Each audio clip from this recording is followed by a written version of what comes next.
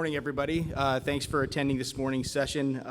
My name is Philip Rizzo, and I'm with Oracle here out of the Seattle Bellevue area.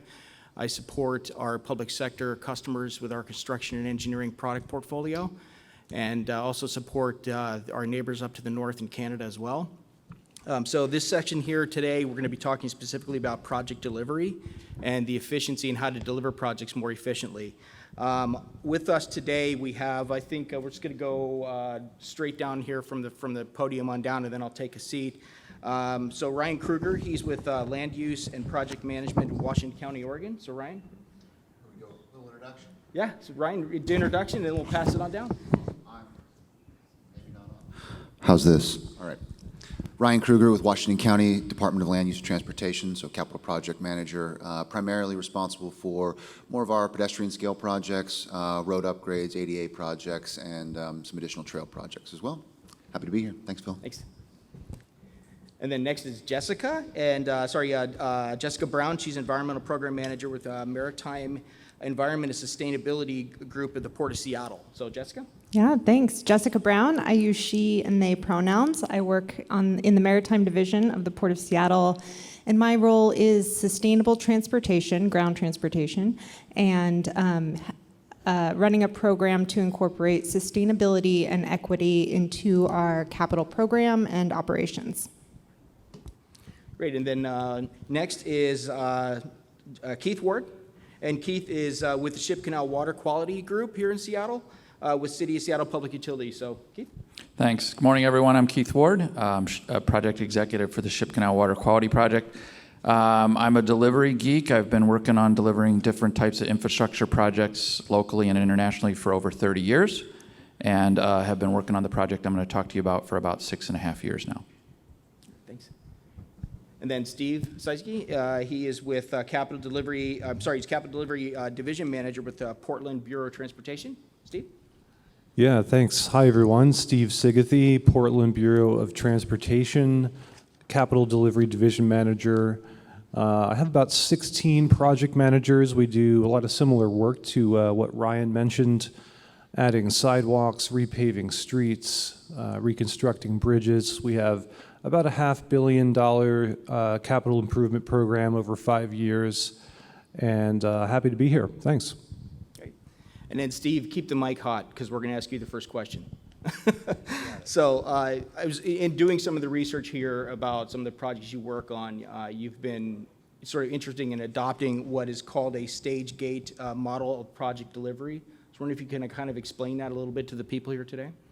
Yeah, sure. Let's talk a little bit about stage gate. And I provided some, I don't know if we have access to the slides that I had sent over. If not, no worries, we'll go over it verbally. But stage gate, I guess stepping back a little bit, like many agencies or really any project delivery entities, over the years we had challenges with projects that would sort of just slowly morph from a concept into design engineering with not really a firm moment of scope definition. And that, of course, causes problems later when you realize, aspects of the problem that you didn't realize, whether that be, utility conflicts or what have you, or different perspectives in the neighborhood. So this doesn't sound like an earth-shattering concept, but it actually is. You need to have, and I think Paul Werfs mentioned it earlier, better defined, better developed projects. So we, in 2018, instituted a stage gate model, which includes 6 stages. So planning, project development, engineering and design, construction, closeout, and operationalize. And I think I want to focus most on that second stage, which is that project development stage.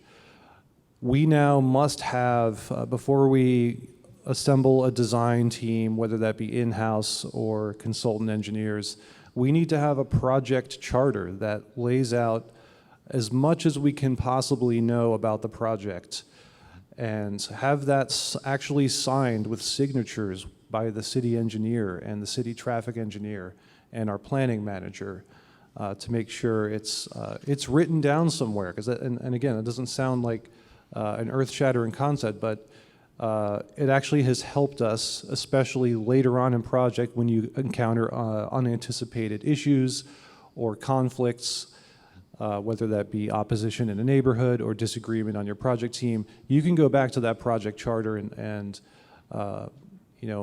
see what the original project goals and scope were. So that has helped us, and I think sort of the enforcement of that is what are called the GATE deliverables. So for project development, that is a project charter. For design engineering, those GATE deliverables are obviously a set of plans and specs and estimate to go to bid for construction. The GATE deliverable for construction is your substantial completion notice. And that sixth stage is the one that we're kind of working on, sort of a work in progress, that was the one called operationalize. That's where we're trying to look back on our projects and learn from them and look at the performance measurement. How are these projects improving safety? How are they improving mode share across the different modes of transportation? And sometimes it's hard to get the resources to fund that sixth stage, but Stage Gate has really helped us out. Great, thank you. And it's interesting because Keith is with the Ship Canal project, and there's a lot of challenges I know that you've had, Keith, with regards to maintaining working collaboration between groups that may not always have the same interest level or the same focus on projects. So I was wondering if you could elaborate a little bit on that with your project in the Ship Canal. Sure, thanks, Philip. And I just wanted to second what Steve said. We also at Seattle Public Utilities have a stage gate system and have found it to be very beneficial. I think they're a little further ahead of us especially on that last gate to try to see if there are the benefits and things. But if you don't know about it, I think it's a great thing to help your project delivery. So a little bit about the Ship Canal Water Quality Project. This is a joint project between the City of Seattle and King County Wastewater Treatment Division. So if you live within the county, which includes the city, I'm working for you here. Both agencies are working together to build an underground storage tunnel, and which will improve water quality in Lake Union and the Ship Canal, so kind of near the Ballard Locks. And what we're going to do in that tunnel is we are going to store polluted stormwater and sewage, which currently overflows into water bodies around the city. This is a historical problem from about 100 years ago, very common. I know Portland had spent a lot of money and effort about 15 years ago, and both King County Wastewater Treatment Division, Seattle Public Utilities are investing heavily in this. And what we're trying to do is, the issue is that there's one pipe in the street.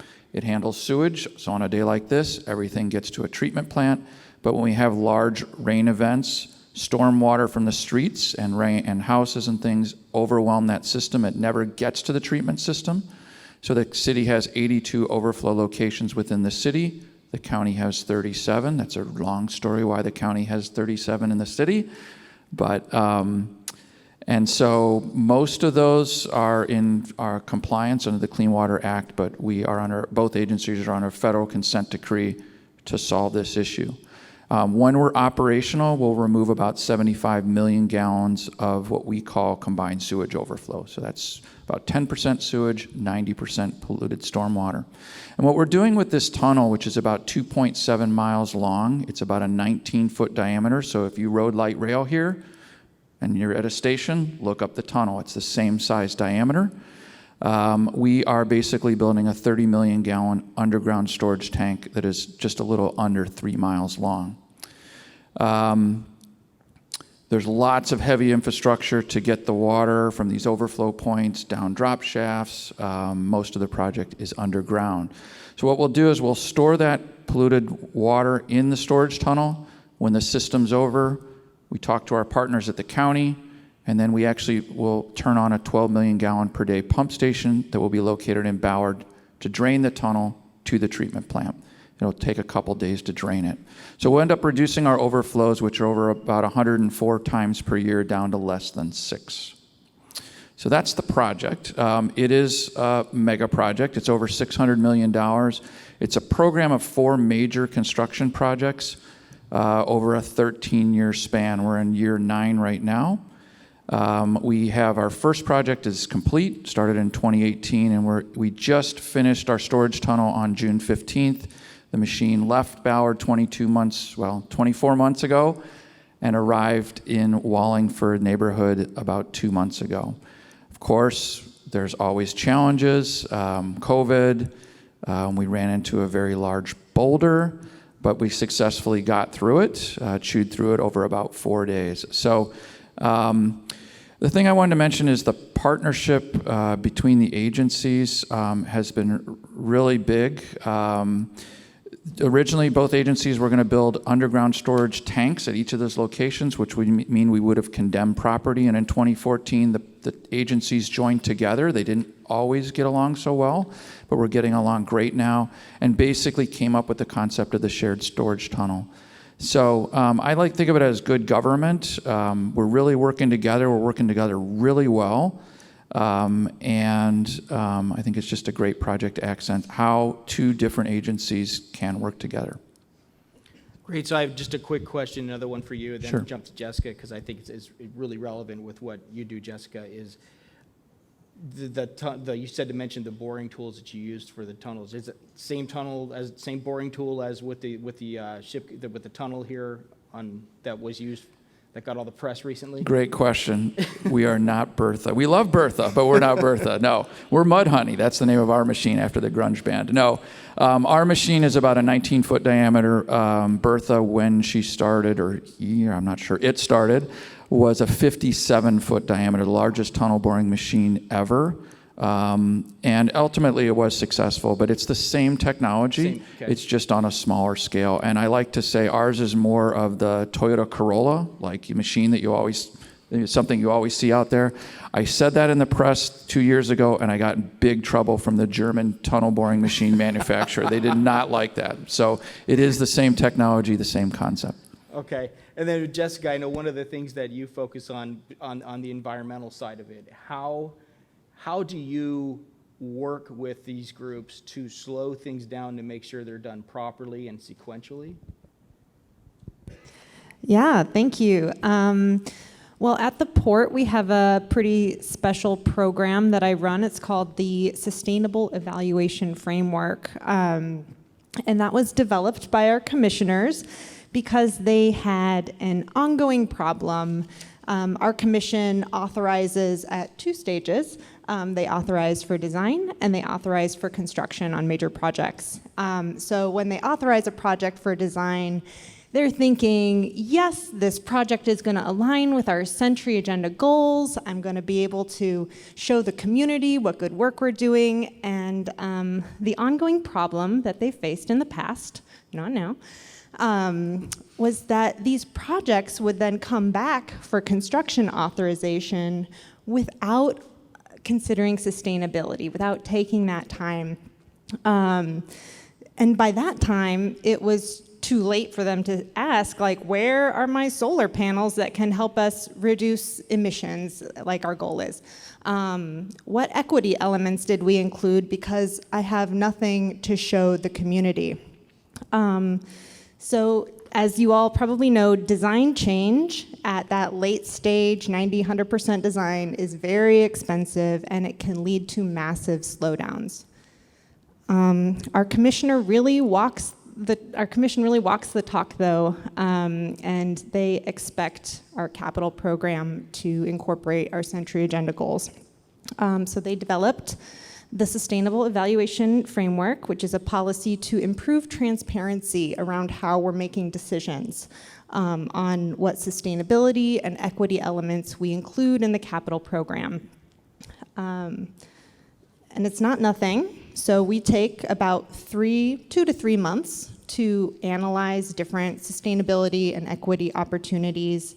And if we choose to incorporate those, they can add cost and complexity to projects.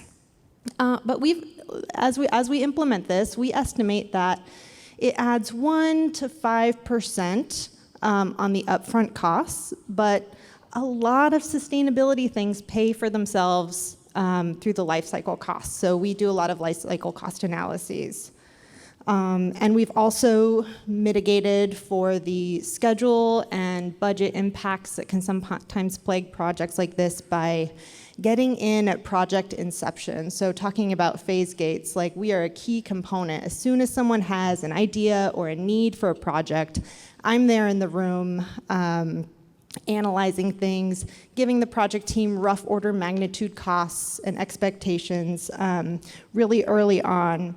And the key to success with implementing this is that we've workshopped it really thoroughly internally with our project managers and our sponsors so that everyone knows the expectations. It's not a surprise. And we all go into it with the understanding that this process will save us a lot of money and time in the long run. Thank you very much. It's a great answer. Ryan, I've got a question for you. Actually, got a couple of questions for you. So what we've talked about so far is, I would say, we talked about urban, kind of working towards the podium here about projects in urban, and then environmental with how those all interact. Ryan is with Washington County in Oregon, and I wanted to, Ryan, just a two-part question, is to tell a little bit of the folks here, I'm assuming most of the folks here are local to Seattle, but talk a little bit about Washington County and some of the challenges you face, and then how you overcome those with groups and leveraging the same environmental rules and projects. Thank you for those questions. I mean, as a public agency, we're really not immune to a lot of the challenges that other public agencies are facing. Limited budgets, we have regulations that we have to work through and procedures that we have to follow.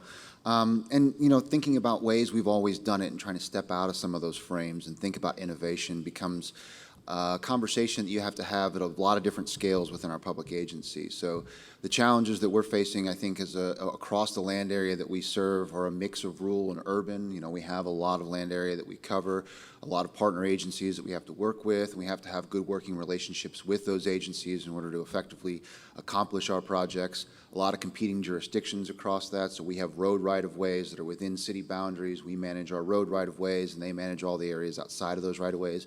But we still have to go through the permitting process with those local agencies as well. And so kind of fitting some of those pieces together as we think about some of these bigger ideas, whether it's stage gate or sustainability, it's how are we sort of building on our agency's existing identity and sort of expanding that and sort of taking that to the next level. I think about the stage gate model. We have something in a little bit more of a rudimentary state right now.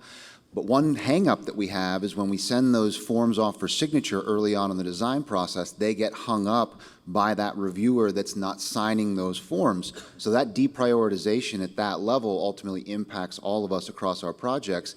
And sometimes those initial conceptualizations, those forms that we're sending out, don't even get signed until we're into construction. And so that's not a prioritization level that we're seeing that really accomplishes the goals I think we're setting out to in those projects.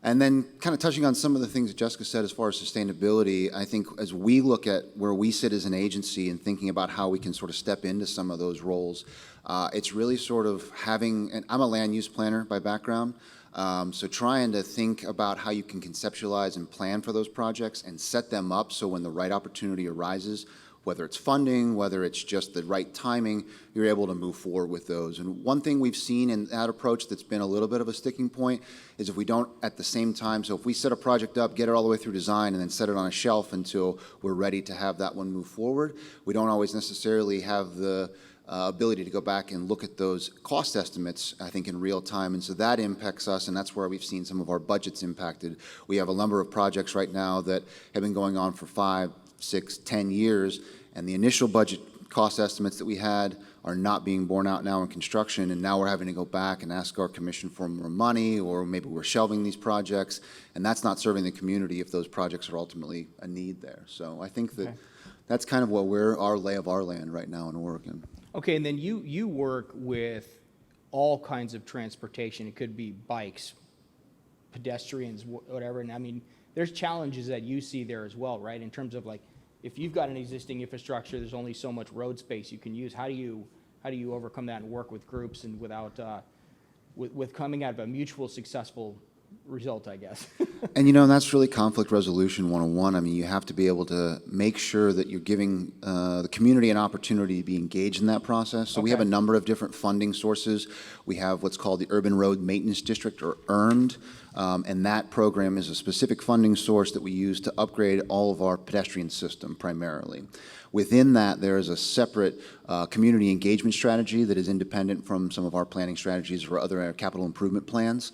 And so within that, we provide a number of touch points for folks to identify projects that are ultimately a priority in their communities, and then those move through the approval process and then ultimately get constructed. So it helps to bifurcate that a little bit so we know that we aren't trying to have competing interests for example, all of our capital fund dollars. We've been able to split them out into smaller pots. That allows a little bit more of a concerted effort at identifying priorities and then acting on those priorities. Okay, that's great. You appreciate the insight on that, so. And then, Steve, I had a question also for you. We talked probably a little bit about, just over on your first introduction there, but talked a little bit about the Southwest Capitol Highway project in terms of multi-bureau project works. I think it's shortened by PBOT, is that correct? That's right. So I wonder if you kind of highlight that and talk a little bit about that. Yeah, as well. glad to talk about that project. And it has some similarities, I think, with the Ship Canal project that Keith mentioned. That wasn't the right name of your project. Okay. But yeah, we had a project that was basically a arterial street reconstruction project in Southwest Portland. And if you're familiar with Portland, or if you're not, Southwest Portland is a little bit more hillier, with worse soils and more erosion issues, more stormwater problems compared to the flatter east side of Portland. And Southwest Capitol Highway is the road, and this was one of those sort of legacy rural type roads that had been around for 100 years and just slowly developed incrementally over time with houses and businesses. So it's very much hemmed in with mature vegetation and homes. There had been a desire over many decades to add sidewalks and bike lanes to that street. At the same time, our Bureau of Environmental Services, which is a separate bureau, was dealing with stormwater challenges and stormwater complaints from residents. Again, very, very poor soil infiltration and erosion. And then our Water Bureau, a third bureau, had water main upgrade needs. So the city of Portland, like many cities, I guess, across our nation, is very siloed, at least up until January of 25. We did a whole charter reform process. It's a whole other story. So our form of government is actually changing on January 1st, 2025. But until then, and up until now, we've had the typical siloed structure with commissioners in charge of different bureaus. Commissioner in charge of transportation, commissioner in charge of environmental services, which includes stormwater and wastewater treatment, and commissioner in charge of Water Bureau. And we would, over decades, would have those classic cases of we'd pave a road, and then the next year the environmental services would come in and tear up the street and put in a bigger pipe. It was just embarrassing, frankly. And I think the culminating moment was in, I think, 2015, where we had that happen on a different corridor, and our leadership said, no, this is ridiculous. We need to start coordinating more on projects. So on this Capitol Highway project, we got Transportation, Environmental Services, and Water Bureau all collaborating on the same corridor project. The project includes adding sidewalks and bike lanes, includes adding a stormwater management system. This was basically just a rural ditch system. So this was adding proper inlets and conveyance and 4 stormwater management rain gardens, and then upgrading the water mains. Again, this doesn't sound monumental, but in a siloed city government, this was the first time we were able to collaborate on a large scale. Construction contract was around $19 million, and the benefits seem obvious, but just to name them, it's that you're saving some costs on mobilization and other combined bid items on your construction contract, and then you're really reducing disruption in the neighborhood and avoiding those repeated disruptions. It was still a disruptive project, but it was one project, and so I think that's a similar lesson. So whenever you can collaborate with your agencies that you're partnering with to have a a single comprehensive project instead of multiple. Hopefully you'll save costs and reduce disruption for your constituents. Great, thank you. And now I have the same question for each of you. I'll have each of you answer it with a different focus. Each of you, and really all of us here, have inherited, when you're talking about infrastructure, we've inherited a given platform, a given environment, a street with a pipe that's not big enough that causes floods and so on. How do you build in, looking at where you're at now, like let's say you've got the street torn up, you've got the project blessed and going, how do you look at that to build in a lifespan for the project, and what are those? And obviously that's going to change by project.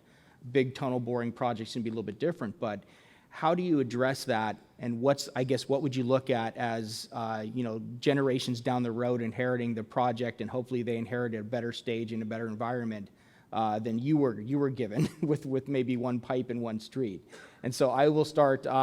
Since Steve, you have the microphone, we kind of work our way this way, and I'll repeat the question as we go along. So go ahead. Yeah, that's a great question, Phil. And one of the things we do, I think I heard maybe it was Ryan, maybe it was others that mentioned the life cycle cost. Maybe it was Jessica. Life cycle cost estimate for maintenance.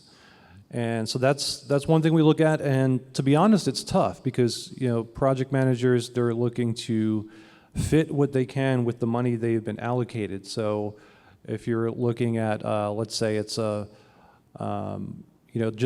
the pavement width, the pavement section on your project, those are tough trade-offs. We can maybe get a longer lifespan out of an 8-inch over 9 inches of rock compared to 6 inches over 12 inches of rock. If there's any pavement engineers, they're probably scratching their heads at me right now. That's not my area of expertise. But I guess I'll answer that with saying that it's often a struggle to balance potential longer life cycle with shorter term costs. And I'll leave it at that, kind of open-ended. Okay. I see a lot of head nods here. So who wants to go next in terms of the question? And again, the question is how do you look at where you're at today in your role looking forward, and what your legacy will inherit, if you will? So. A couple things. Definitely looking at life cycle for us. I get to build stuff, and then I don't have to maintain it and operate it for the next 50 years. So it's really thinking about our operators and maintainers, because we're not really successful, even if we develop on scope, schedule, budget. Couple things, just really quick.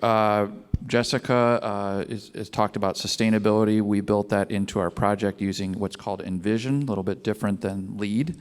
That's been really helpful for us to look for future generations. And then the other is thinking about climate change. We originally started this project with a smaller diameter tunnel, a 14-foot diameter tunnel. And as we started to relook at historical rainfall patterns in the mid-2014, 2017, decided based on more kind of updated modeling to upsize our tunnel. So really thinking, had we not done that, future generations, we would have not been successful. So it's really thinking about what's your kind of program and long-term risk, and then kind of factoring that in. Jessica? Yeah, this is actually my favorite part of my program is we go through a pretty robust process where we look at these different sustainability and equity opportunities and weigh the trade-offs, some of which are financial, some of which are qualitative, and they just vaguely align to our goals but are still important. Like how do you measure equity? And so through that trade-off process, like Steve was saying, like we weigh the upfront costs, and some projects just cannot bear an even slightly higher upfront cost for a lifespan of benefits.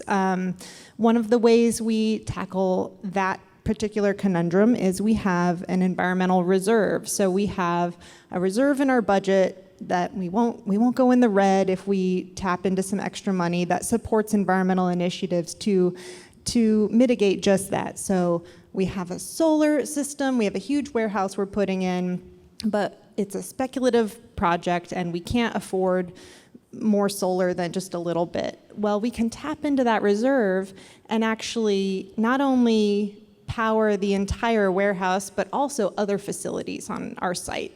So that's how we look at long-term benefit. We look at the same thing for maintenance. So is something easier to maintain? Is it durable? Can we take out bits of carpet tile and just replace that one carpet tile instead of the whole carpet? So that's how I'd answer that question as far as looking in the long term, planning for maintenance, and having that reserve that can help us overcome some of those challenges of cost. Well, thank you. And Brian? Thanks.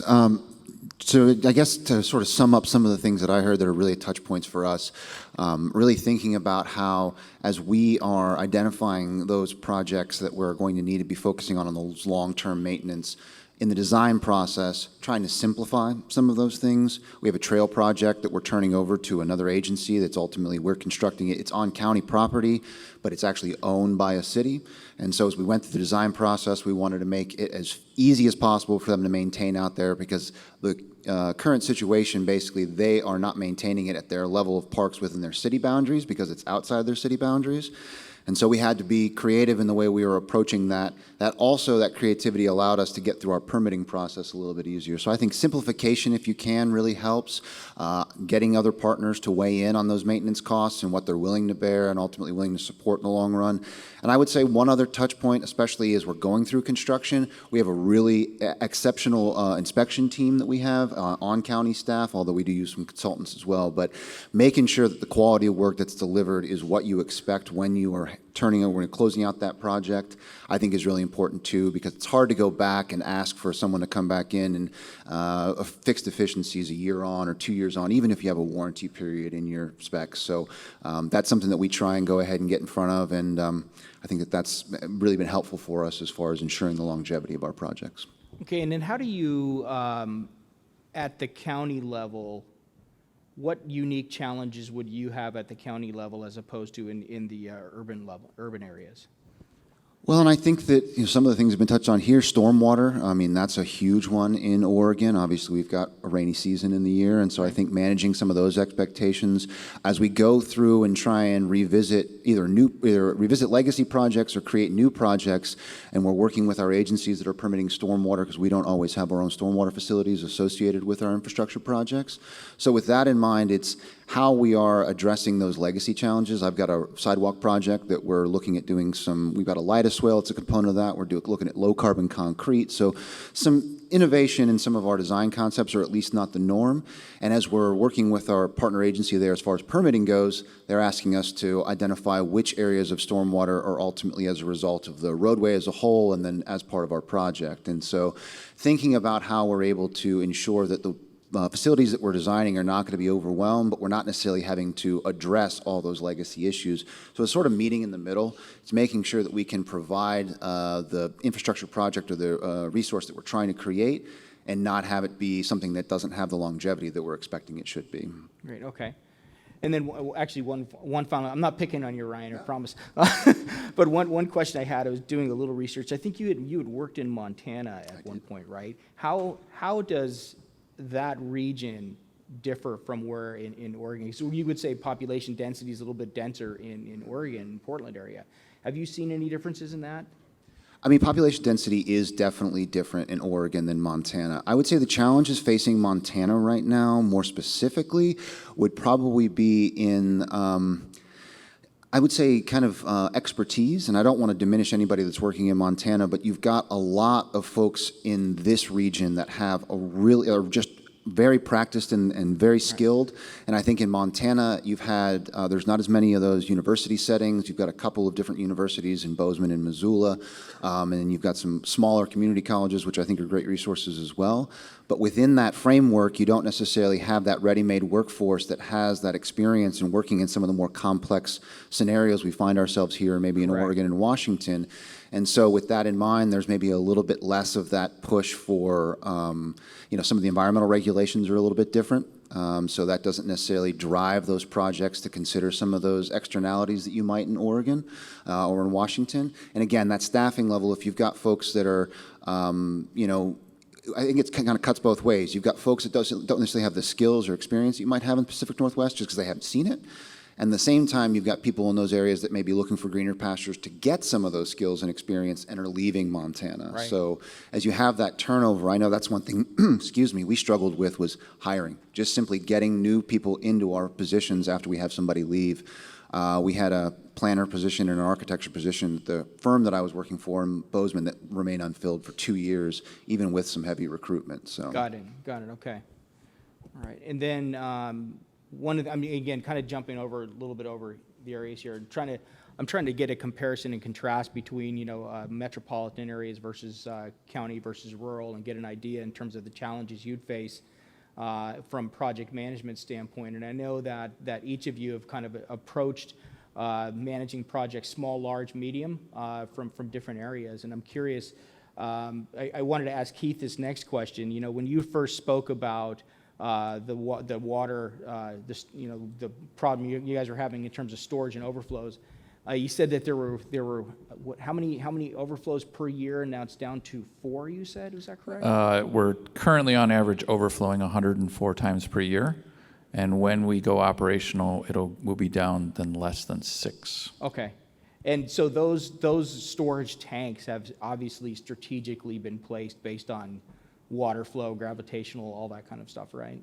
Yeah, exactly. So we kind of have to go where the overflow points are. So the ship canal, that storage tunnel is on the north side of the ship canal running underneath the road. So if you've driven 35th, 36th, Leary, Shilshole, you're driving over the storage tunnel. And we're basically running that route because near the Fred Meyer is an overflow point in Ballard. Down in Fremont, you'll see a construction site. So we're basically just running down to these overflow points. We hook onto them through some complex infrastructure, send the water down drop shafts and into the tunnel. So we have to go where the problem is. And then how deep, because if you've got infrastructure above you, stores, retail, everything else, how deep do you have to go to? Fortunately, yeah, and so that was one of the things, the benefits to this project is rather than putting these separate underground storage tanks on probably condemned private property, we basically put the storage tunnel under City of Seattle street right-of-way. So there's just a couple times where we have to kind of come around the edge of a property underneath it, about 50, 60 feet deep, just clipping the corner to make a turn. And so those were only 3 properties that we actually had to negotiate with very early on. And I want to give a shout out to my predecessors. They did a great job of property acquisition early on. No property, no project. So that was a really big thing they did. Great, and that actually touches into my next question. We've looking at our play clock here. We've got about 2 minutes left, so I was going to open it up to everybody here. Is lessons learned. We've got a great depth of experience here with the 4 panelists today. Curious in your time in these roles that you all have had, lessons learned in terms of what advice you would give to people taking over projects in the future. So who wants to go first? Jessica, okay. Sorry, Keith. And Ryan really reminded me of this when he was speaking earlier.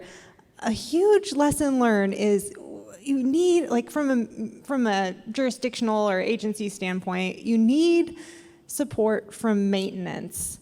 They will not let you plant a tree. They will oppose every piece of permeable pavement you propose unless you get their support. When you turn it and say, and your director, the environmental director, whoever's director you are, supports their FTE hires and their projections, when you work with them on their staffing projections and really support them, whether you get it or not, you meet so much less opposition and really get a much better working partnership with maintenance. And I found that has been critical to project success. Great, thank you. Right? Yeah, I think biggest takeaways, I've touched on a lot of those. Our right-of-ways are part of our city communities and our cities and communities, and I think that just trying to find new ways that we can continue to use them to support more of the whole of the community. So that's continuing to do the community outreach, continuing to be available for prioritization projects, working through the planning process. I think just as many touch points as you can find in your organization to continue to be that squeaky wheel, I think is a good thing as well. And just be patient. I mean, innovation in any agency probably takes more time than it might in other sectors, but I think that you can get there if you're willing to just continue to talk about it and be receptive to new ideas. Okay, good, thanks. If there was one takeaway, it's something I tell my project managers probably way too often, which is beware of optimism bias in your schedules and your budgets. Look back at similar projects, see how long they took. We're all too often we think we can accomplish something in our line of work in let's say 3 years. Well, I know Keith, your project is like a 13-year effort, but you know, back at the beginning of the project, before you were involved, I would imagine they didn't think it was 13 years, right? So be real with your schedules, because that affects your budget as well with inflation, and that's just something I always try to mention. Thank you. Keith? A little bit on the softer side, I'd say lessons learned are, and I think we all know this, but we get into our work as consultants, contractors, owners, is relationships. Hugely important, particularly on, well, you were talking about relationships with operations and other agencies, and just keep focusing on that. You know, we did a lot of work between our agencies, with our consultant teams, with our contractors. This is a little different, developing a common values for this project, and then we just kept reinforcing them, facilitated partnering, and you know, stuff happens, and so you really have to have relationships with people to get through things, and you got to maintain those. All right, thank you. All right, thanks everybody. Appreciate your time today on the panel, and we'll step out off here, and the next panel is coming up. Thanks.